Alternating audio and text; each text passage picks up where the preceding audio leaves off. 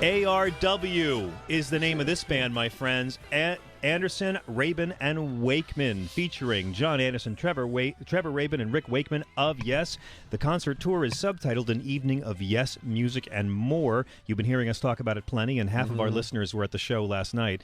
And we are very, very pleased. We've had John Anderson on the show before, and maybe that's why he felt it not necessary to be here on time. He's down in the Lou, apparently. He was here as Jean-Luc Ponty last year. We are so thrilled to welcome into the studio right now two men who will hopefully be inductees into the Rock and Roll Hall of Fame in a few weeks. Trevor Rabin and Rick Wakeman. What an honor, gentlemen. Thank you. Thanks very much. The check cleared then. Very kind. Thank you. Thank you. It's such a delight to have you here, and congratulations on the fantastic reviews this tour is getting so far. We're just having a blast. Does it feel, even though you're playing, the songs that you know and the fans know, I know you're doing a lot of new arrangements and you're working with a lot of new people. Does it feel like it's a new band? In one way, it does feel like it's a new band. Yeah, it does feel very new. But the music, it's got all the ingredients of the original. But as you quite rightly said, we've added so many more ingredients to it. And it was always the thing, will the fans be happy with that? And the great thing is they've been deliriously happy with it all. I bet. And the reviews of when you got fans, everything on your side, they're really up for it and like what you do, and you give them what you hope they would like and more, and the reviews say the same. It just lifts up to another level, doesn't it? Really? It really does. In fact, we now in hotels we no longer stay on the third and fourth floor. We insist on being up as high as we can possibly go. Is it harder to trash the rooms now? Oh no, those days are gone. I mean, we now go in and in some of the lesser hotels we redecorate, and it's you abuse the pay-per-view movie privileges, those kinds of Keith Moon light behaviors. I would guess. Absolutely. I mean, the hotels never change. That's the one thing, isn't it, that gets you hotels. Yeah, one of the prerequisites was free internet. That's it. And it's interesting. Used to be the drawers with the Gideon Bible in. Oh right, yeah. I mean, the hotel we were in last night, there was a card by the side of the bed that said, "If you are an alcoholic, phone this number." And I called it, and it was the liquor store over the road. Brilliant. It's interesting how things have changed, isn't it, Trev? It does seem in many ways that this is better than a way of just keeping the music fresh. I don't know why more great bands don't do this. Like, assume different incarnations and go out with different people and just find a way to keep it new for you, because there's no risk of this ever becoming a stale enterprise. It seems like you guys are having a lot of fun in this new version. Well, it was kind of, I think I can speak for both Rick and I, it was almost a bucket list thing for us, because we, for the first time, toured on an album called Union, which was really not put together for the right reasons, but we took full advantage of it. And I think it was the first time I'd worked with Rick, and we just bonded to such an extent we actually were very, very sure that we wanted to do this again. And it never happened, and it kept on not happening, and we'd meet and discuss it, and we were both very busy. And then eventually the catalyst being Chris Squire passing was one thing that really pushed us into, okay, let's stop and let's do this. And mortality hit in, didn't it? I think so, yeah. Don't do this now. But it was something we always wanted to do, and Trev and I came up with a way, how are we going to treat this music? Because obviously a lot of the music which Trev was part of, I wasn't, and vice versa. And how do we do this? And we hit upon the idea of the pieces of music that, for example, the albums that Trev wasn't on, and the same with me on the albums that he was on, that we would play the parts that were important because they're ingredients in the, but then we would imagine that we were in the band at the time. So in other words, if I'd have been in the band during Big Generator time and I'm playing these parts, but what would I have played? What else would I have done? What sounds would I have used? How would the original have sounded different? So I've thrown that in, and Trev's done exactly the same. And I can say on pieces like Awaken, what Trev does, which is so fantastic. And it makes you play different and play better. It's just so cool. That's how I felt as a kid going to see Pink Floyd and watching David Gilmour play Syd Barrett songs. I mean, in a way, it's still part of the same institution. Absolutely. It's just the new blood can give new life to these songs people already love. The songs are everything that they were and more. That's how I look at it. And the great thing is, as I say, the response from people coming along and from the reviews, it's great for us because it means we've got it right. Because you never want to get it wrong. But on the other, you're taking a chance. But Yes Music's always taken a chance. And we should say John is singing like an angel. I mean, it's his birthday today. I know. That's why he's not in here. He's partying. That's why he's outside. I know. And he is singing so well. And Trevor and I both said when we were out first rehearsing in Los Angeles back in August, John came down from his home because we'd been putting stuff together and came in. He was only going to come and have a listen, wasn't he, first of all? And he jumped up and started singing. And for me, I just looked and I went, John's come home. Is that how the rehearsal process was? That's fascinating to me.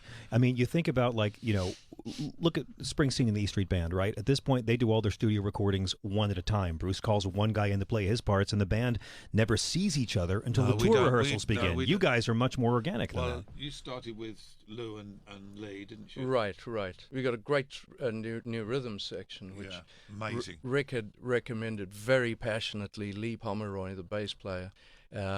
So he's the bass player, and I've had a guy who Rick was more than happy with, Lou Molino. But what the two of them bring to the thing collectively is a steam engine. I mean, it's amazing. And Trev started working with them, didn't you, back in August? And I flew over from England and spent 8 or 9 days with the guys.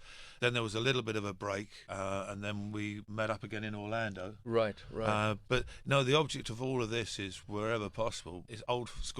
You can only really play properly if you're all in the same room together. Exactly. Because it's not just learning your own parts; it's throwing ideas. Hey, do you fancy doing this? Do you fancy doing that? And you can't do that if you're just going in and doing the separate things. Well, that's why, as musicians, one of the reasons I think that Yes has always been so respected is that you guys weren't just out there trying to recreate the exact sound of the album. I mean, God bless you, Jeff Lynne. It's amazing what you're doing. But, like, you guys always push yourself musically to experiment and explore and to find new, if you will, tones to the music, new colors to the songs. Yeah, without getting too technical, it's not particularly technical, but a lot of bands these days work to a click track. And there's a lot of stuff on computer and a lot of stuff out there, which is why it sounds a lot like the original. But that's not like, I mean, you can't enter our rehearsals if you have a click track. You'll be thrown out. There's no click track. I'll remember that. I have a huge. It's one of the bees in my bonnet that I say, if you go and see a play and the actor mimed to the great speeches, if in a Shakespeare he mimed to the soliloquy, or people would be up in arms and they would just walk out and the guy would never work again. So why is it with so many bands that 50% and more of the music is all pre-done? Well, because you know why it is, because the audience don't know. The audience don't realize. That's right. Well, it's about time they did. You know, in this country, eventually they had to stop calling pro wrestling sports and call it sports entertainment. That's right. Because you were defrauding people. And about 25 years ago, when we had lots of big pop stars and groups, I don't want to call groups bands, they're groups, who were lip syncing so much that there was a bit of a movement to get it printed on a ticket that if you were seeing a show that included lip syncing, so the audience could know. I think it should happen. I think it should too. I think it should happen now. I got nothing against mimes, but if I'm paying to see a mime, I want to know. I don't want to hear him him some talk. disclaimer or something. Exactly. There was one big show that was going on in the UK for the last few years, and somebody actually said to me, do you know, I've seen the show 4 times, and do you know what, it was exactly the same musical every time. It was that good. And I said, yeah, because the entire show was mimed to the CD. Because it was on tape, and they weren't seeing live music. The entire show, you know, and I you know, you have to bite your tongue. But, I mean, seriously, folks. But I did bite my tongue. It hurts, so I don't feel that anymore. When Ringo Starr doesn't lip sync, the rest of you have no excuse. And when I spent years working for VH1 as an on-camera presenter, I had to do so many rehearsals of these award shows and see so many of these big pop stars whose bands are there miming to track. And to me, if you're a real fan of real music, you deserve to know what you're paying for when you buy a ticket. It's called a live show. Right. Yeah. Exactly. Well, and I can safely say that between John, who's just entered the room. I was thinking about Pavarotti. There you go. Exactly. And but he lip synced when he got older too. His last show, which I love, and I cry every time I see him. It was lip sync? Performing. It was lip sync. Wow. But he did it so well. Gentlemen of the room, can we get some birthday applause for Mr. John Anderson? John, welcome back. Can we get a click track of Happy Birthday? Thank you. John, I wanted to ask you, the last time you were here, it was with Jean-Luc Ponty for your excellent album, and it was so beautiful sounding. And you, of course, have had a career filled with lots of great collaborations outside of Yes. I'm thinking Vangelis. Cool. How is this tour with these gentlemen different from the very acclaimed, awesome-sounding Anderson, Bruford, Wakeman How tour? What's it like going back to do a different band, taking on these music and making it new again, as opposed to the last time? Well, like you said, making it new again is exactly what we do. It's the first time we rehearsed together in L.A. that I realized what those two guys, Rick and Trevor, do is this magical sort of envelope of energy that surrounds the stage. And we've got as you probably know, we have a great drummer, Louis, and Lee on bass, but the sound of these guys playing the music that we all know so well, but it's just on the next level. It's like, okay, it's 2015 or 16, or where are we now? That's 16, I think. 2016, I think so. I think the presidential campaign is still going on. Yeah. We're still in 16. Yeah, but we're up on stage, and I'm in the middle of it all. It's like bathed in this incredible powerful energy. And the audiences are getting it. And that's the joy of being in this band now. It's not anything like I've ever done before. It's just this incredible, powerful event. It really seems like it keeps you guys from ever becoming a greatest hits jukebox. True. Yeah. Right. Yeah. I laugh at these guys all the time. I'm watching, especially Rex to my left, so I can turn around and catch him. And when he does things that are just like, mesmerizing. And I tell Trevor later, what you played in that section was ridiculous. What the hell were you doing? It's just unbelievably sounding.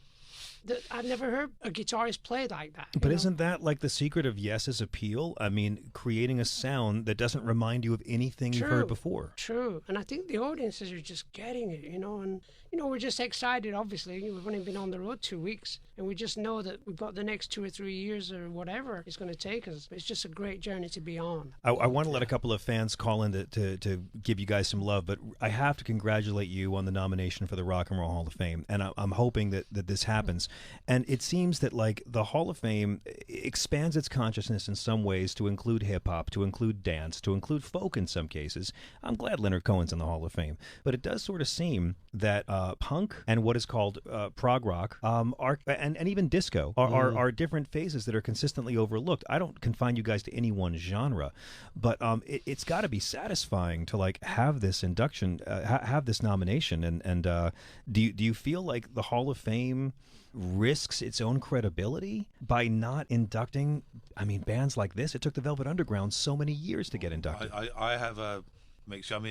In the UK, we look upon it completely differently, really. But I, from my own personal view, I think it's tremendously sad sometimes that bands, when they do get in so late in their career, because like when the Who came in, John Entwistle no longer there. If anybody deserved to be a part of that, it was John. Yep. It's happened the same with Deep Purple, because John Lord, of course. George Harrison was gone by the time. George Harrison was gone by the time, and if Yes do get in, no Chris Squire. I think the whole system needs seriously looking at. That's my own personal point of view, because I feel so sad for those who deserved to be there for when the award was given, who weren't there. Yeah, I feel, I get like inducting a Tupac Shakur, I get inducting groups like that because they're also casting for a TV special they want young people to tune into, and that gets young people learning about the other artists. But, to me, it's just like when a band of your stature, or even influence. It's influenced artists that are already in. It's got to feel good to hear the outrage of music fans. It never bothered me, actually, to be honest. No, it'll happen when it happens, and people get pushing it in their face and saying, you could be like Bob Dylan with a Nobel and just never answer him. Yeah, but there's money with that Nobel, though. Yeah, well, that's very true. Has he even got back to them? No, he hasn't returned the right thing. They on his website they refer to him as Nobel Prize winner Bob Dylan. That's the only acknowledgement he's given so far to it. Amazing. Really? We just heard from a caller that you guys were doing Hard to the Sunrise just last night. Yeah. And that's the first 4 minutes of that tune alone would guarantee any band into the Hall of Fame. Do you? It seems like one of the fun parts of doing this music live in this new configuration with a new rhythm section is pushing the songs, is you guys continuing to play to the top of your ability and making new discoveries and not letting it just be a copy of what an album sounds like. Yeah, I'm more than surprised. Not surprised, but I expected it to be pretty wild, and it's wilder than I expected. I mean, just some of those things that we do on stage musically is just...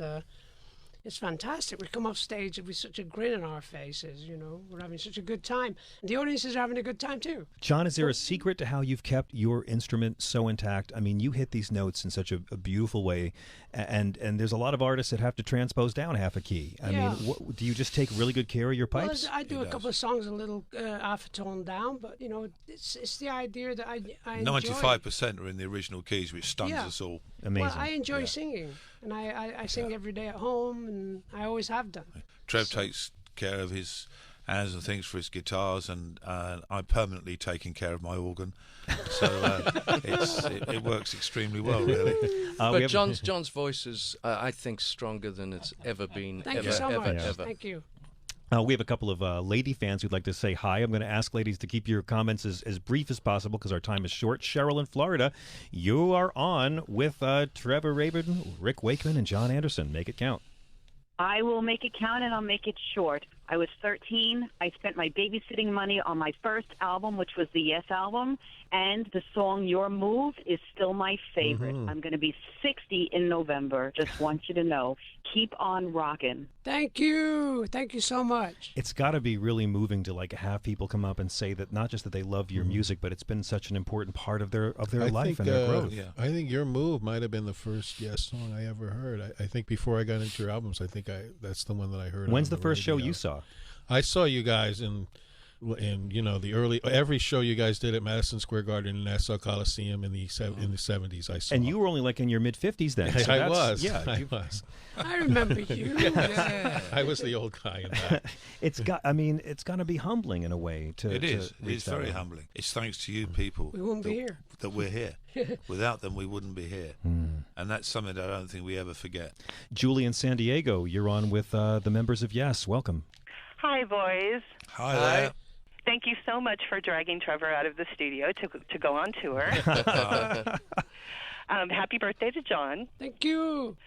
Trevor and I are acquainted. I'm the lady who runs the Rabenesque blog devoted to Trevor's career. Oh, my. So, Trevor, I wanted to ask you really quick.